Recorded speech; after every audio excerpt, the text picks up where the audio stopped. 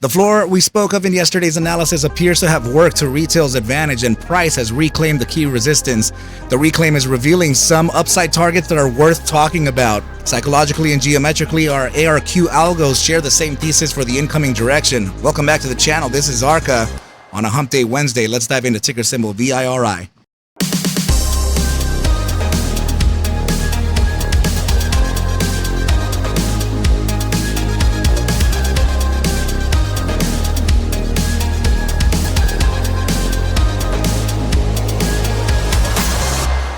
What is up, you guys? Thank you so much for stopping by once again. Let's go ahead and dive in straight into ticker symbol VIRI. And this is a new chart that I actually put together just before I recorded this video, or just before I press record right now, right? So I want to talk to you about this because this is the key resistance that we have broken today, right? This is, the channel itself.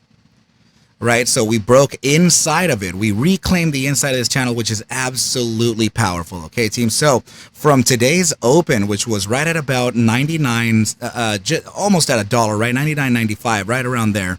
The asset at one point made a move that was consistent of 24% to the upside, closing at 123 in the after hours, marking an almost 23% upside move from the floor that we were speaking of yesterday. Very, very impressive times coming out of the VIRI asset. Okay, team. So let's go ahead and touch down on a few things. Yes, we have another inflection point coming up at 124, but that 124 I believe to be more of a temporary resistance than it is temporary resistance conversion into support than it is more of a permanent resistance, to kind of make price fail here. Of course, it is possible, right? Of course, we have to always be prepared in the event to where we do fail this 124 resistance and then capitulate. That can happen, right? But in my personal perspective, I don't see that as really happening. But or the likelihood of it happening is slightly lesser than the upside, right? So I'm gonna just go ahead and draw here this point of support in the event to where we do face some type of drawback, right? Then I guess we would be able to face 115 to 117 before a bounce, and then for real reclaim this 124, of which we would then face some type of short-term resistance at around maybe 130 to 128. There we come back and validate both of the ascending channels support line and this key resistance as a support, right? So now geometrically speaking, we do have some targets that are being revealed here, right? And we can actually see that there is direct confluence with the 4-spot 618 at 142 and a top side of this wick here coming out at 140. So naturally, I do have to favor this area here because it looks like we have been knocking at that resistance door for some time. So that is very, very close to the 4-spot 236. So in general, this 137 to 140 matches the 138 to 142. So which is why I kind of corrected the fibs back down just a little bit here, just to show you that geometrically, yes, we are respecting that. Okay, now the next thing that I wanted to talk to you about is actually the ARQ algos, right? These are in pre-orders. You can go ahead and get in touch with us at arqindicators@gmail.com. But let's go ahead and touch down on the first one. We want to validate the strength here on the 4-hour time frame, because you guys already know, if you're watching the channel, if you see my videos often, you'll know that the 4-hour time frame is a key time frame for me to determine upside, right?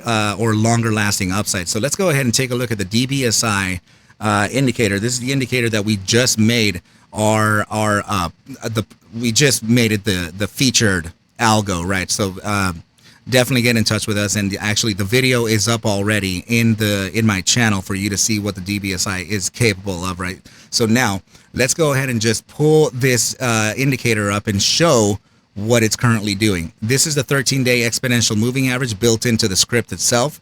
The script measures every single candle printed upside of the 13-day EMA, and also every candle printed below the 13-day EMA. That gives you a relative score right up here to give you who's in the lead and who's not, right? So right now, we on the 4-hour time frame, very curiously enough, as we're reclaiming the very bottom, the very beginning of this channel here, we're also reclaiming just over half percent of just over half of the strength of the over the bears, right? So we're leading the way at 64% over 36 bears.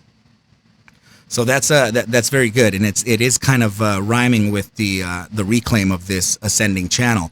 Another thing that we want to notice here is that it does have buy and sell signals, right? This would be your supposed green, this would be your supposed red, and these X's mark areas of consolidation or potential signs of reversal, right? So for example, here it marked off that X and price reversed, right? Same thing here, marked off that X and price reversed. This gave us a long signal right at the open of this candle here, which was at about 105. So if we were following the DBSI strategy, then we would currently be in the money from 105 to 123, and that marks off thus far an almost 17% gain from the algorithm's suggestion, right? So let's go ahead and now remove the DBSI indicator and take a look at another one here that's very important, and this is actually what gave us the geometric targets in the first place. What you're looking at here is ARQ balancer. So now balancer gives you the relevant higher highs and or lower lows or higher lows, right, on the price action printed. So this line here that I corrected is in fact in line with the balancer targets of the resistance levels that we are to come to. So that's why I was that's why I mentioned that I corrected the 142 to 138, because balancer is actually giving 137 to 140 based on its relevant resistances and prints from the candles, in its immediate history. Right, so this is looking pretty good. I do have to admit, of course, that we are going to have some inflection points. I'm sorry, some resistance points on our path to the upside, right? And this being particularly 128 at the 3.272 looks like we could face a short-term resistance. Naturally, we would have to give some credit to the 132 at the 3.618. This resistance area seems to be pretty much tighter than the resistance range up here. Right, so please notice that you have the opening of this, you have the closing of this candle, the body, right at that 132. You have the opening of this candle right at that 132. If you need to see, right, where that actual valuation is, you just observe the opening high, low, close, the OHLC of the candle. So please go ahead and take a look. Right, let's see, we were talking about the 3.272, right? So right over here, the opening of this candle, see the O for 132, right? And then you have the close of this candle here on the C, right? So look over there on the C is 132. You have the 3.618 at 132, and yeah. So now the closing of this candle here should be that 128. Let's see, it's 129, very very close. And this wick low is very close to that too, with the wick low being a 129. Yeah. So I do see some relevance coming in with this target. So what I'm saying here is that there is a probability to where VIRI can actually move on to the upside to either choose the 128 or 132 or anywhere in between, resist, come back and validate this newly converted resistance into support, both of the key resistances, right? And then we would actually make our move onwards and upwards to fulfill the targets that we're speaking of 137 to 140. It is possible that we can do it in one day. It really depends on sentiment and really depends on how the public feels, right? So if the public feels like we are ready for a true break back into this formation and then continue onwards and upwards, then so be it. I will continue being a supporter of that. Okay, so yes, Balancer has given us an incredible amount of information here. So now if we can actually just move on to maybe an upper term time frame. This was this was the I can talk about this right now. So this was the floor that we mentioned yesterday, right? That we were saying that we're either at a floor or very close to one. Upon that video being released, European sessions later on ended up dropping the price action to, I would say, just under $1 from where we actually ended up bouncing to this massive upside today. I also spoke about, I didn't actually speak about touching 123. My top targets were in fact 114 with a focus at 111 to 112. Price action essentially just ripped all the way to the upside. And now this is very important because on the 4-hour time frame, we have reclaimed the SMA 50. the simple moving average 50-day, right? So that is very important because now it's going to start cascading into the other time frames. See, the 6-hour time frame, we have now reclaimed that SMA 50, and we're coming back to retest it. Now the next one to reclaim is going to be the 8-hour time frame, and let's go ahead and see where that SMA 50 8-hour resistance is located, right here at that target of 142. Why does that sound familiar? Well, that's because we're already talking about 142 at the 4-spot 618, aren't we? So 137 to 140 at the corrected adjustment with a focus on the 142 at the 4-spot 618 per our SMA 50 and our discretionary resistance. Okay, so everything is rhyming pretty nicely thus far. I'm really appreciative over us being able to see these moves coming in before they happen, right? This is absolutely good for retail, and it definitely will help it definitely will help understanding the trade a lot better, right? So make sure to get your access to TradingView software in the link below and open up a free account and consider opening up the paper trading panel, because that's what we're speaking of right here, right? We are absolutely speaking of the training purposes for our position opens, right? So so everything is looking pretty good for VIRI. Let's go ahead and move on to the next chart because I have some juicy information still for everyone here, right? So I'm going to go ahead and give you a little insight here because this is the 5-day, this is the statistical back test, right? I know for the new viewers, I definitely have to repeat it,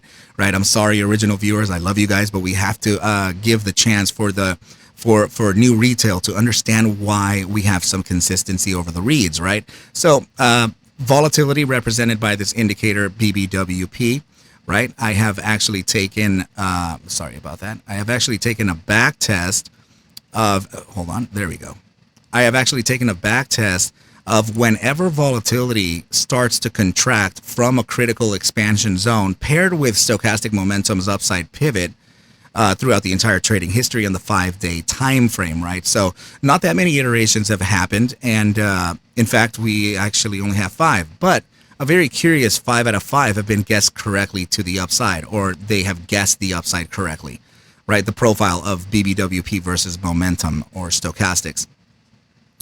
So with a 100% upside accuracy, we do have an average upside thrust of 64.76%, aka your mean, over the span of an average 50 days, right? So I did calculate the standard deviation based on this, right? So if you're not familiar with statistics, I am speaking of the bell curve.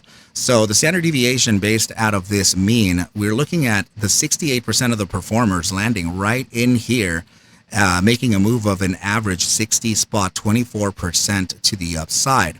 Right. So now I also have calculated the upper bound of the first standard deviation and the lower bound of the first standard deviation and the upper bound of the first standard deviation. Okay, so the upper bound performers are leading to a very curious 125% to the upside. That is a massive run, if I do say so myself, right? So if we were to kind of mark that off right now, then that 125% move would basically tell us that we would be resisting right at the top of this area here at 242. So that's, I mean, it just so happens that this 242 was the zone where we actually started to capitulate from. So this statistical backtest is suggesting a potential full-on recovery here. Again, we actually have to practice discretion with this and also manage our risk on the way up. But it is also, remember that these are statistics. They are not certainties. They're only telling us that based on historical volatility versus momentum, this is the average move to be looked at or observed while this condition is being met. Now you're going to say to yourself, well, ARCa, why are you saying the upside momentum when we actually don't have upside on stochastics? Well, let me let you in on a quick little secret and to show you just how forward looking you can push your stochastic momentum indicator. Okay, let's go ahead and change over the properties here. So D% marking, D% marking off your 3-day exponential moving average, right, which is represented by the yellow trend line here. And the 14-day simple moving average is represented, or K% represented by the teal line. Okay, so let's just go ahead and manipulate here the 3-day exponential into a 1-day exponential with a smoothing factor of 1. So let's go ahead and do that now. We put that 1 and 1, and look what happens to our stochastic momentum.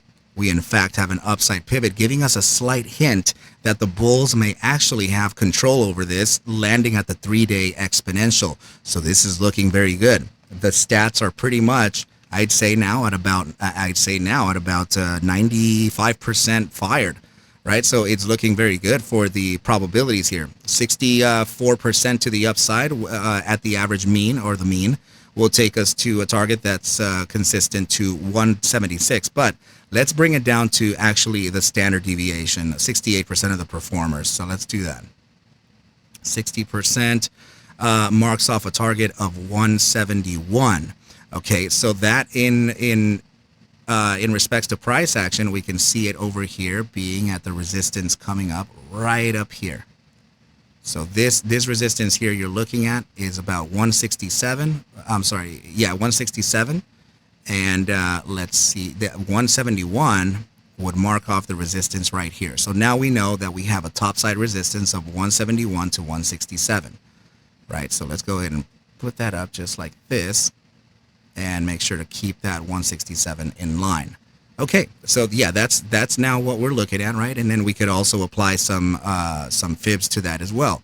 Let's take the current range high to the range low and see if it matches anything. Well, what do you know? It definitely does.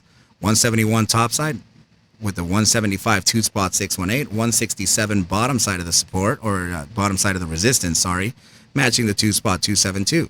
Very similar to the other resistances that we're also looking at, right? 3-spot 272 here, right? 3-spot 618. We have the set 272 here and the 2618. So yeah, I do see a higher probability here, and for the upside, I do see the bulls kind of in control. You can clearly see on the RSI, this is the last part of the analysis here, right? You can clearly see on the RSI, we're about to face a immediate short-term 30-minute bounce from the SMA 14 represented by this pink line. The RSI signal is essentially going to bounce to the upside and reach this gravitational zone of the bull strength percentile of the RSI, right? So that would likely move us onwards and upwards. Same situation here. This is in a little bit of danger here because it is in the gravitational zone of the bull strength, which means that we could be brought down ever so slightly here. But something tells me that the immediate short-term time frames may actually influence the upside greater than not, and everything seems to be at support already. For example, the 5-minute, right? It's in the gravitational zone facing downwards to face the support of not only that SMA 14, but the gravitational zone too, and then a push to the upside, thus influencing the 15-minute, thus influencing the 30, and into the hourly and bi-hourly, right? So this is the 3-hour time frame. Let's look at the bi-hourly. Yeah, bi-hourly feeling exactly like the way the 30-minute is feeling. Okay, so now let's move on to the 6-hour time frame. You can see here that the 6-hour time frame is approaching that gravitational zone of the bull weakness percentile, and this is likely to continue onwards and upwards. Same situation here with the 12-hour time frame, and look at the daily time frame, finding the support from both of the gravitational zone and the SMA 14 with a bounce to the upside. Now, this 5-day resistance at the SMA 14, I mean, first of all, always mind the position of your resistance, okay? Because this is absolutely in the gravitational zone, meaning that if we come up, then we may have a chance to succeed the upside of that SMA 14. So if we're speaking of conditions here, this is the 5-day time frame is releasing or revealing the validity of the upside targets that we have here. Okay, so meaning that this top side of about $1.40 is possible based on the 5-day RSI. Now, if the 5-day RSI succeeds, if it succeeds the upside and it continues on to the bull strength percentile and continues onwards and upwards, that is where this target becomes immediately relevant, the top side of our statistical upside, 167 to 171. And that is the condition that we're currently looking at, okay? Sorry that this video has gone so long, team. I know that it's just a play that we have to review. We've been looking at it for quite some time. I signaled the go-ahead at 72 cents. I got long this asset at about 85 cents, and I'm still in the money. And for those who are asking me, like, hey, are we still bullish VIRI? Yes, we are, team.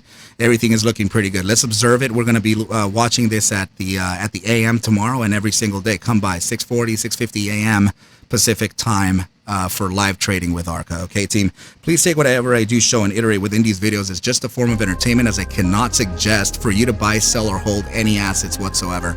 I need you to do your own due diligence and everything will be cool. But with that said, I wish you well, a very, very good night, and I will catch you at the bell. Mañana, team. Adios.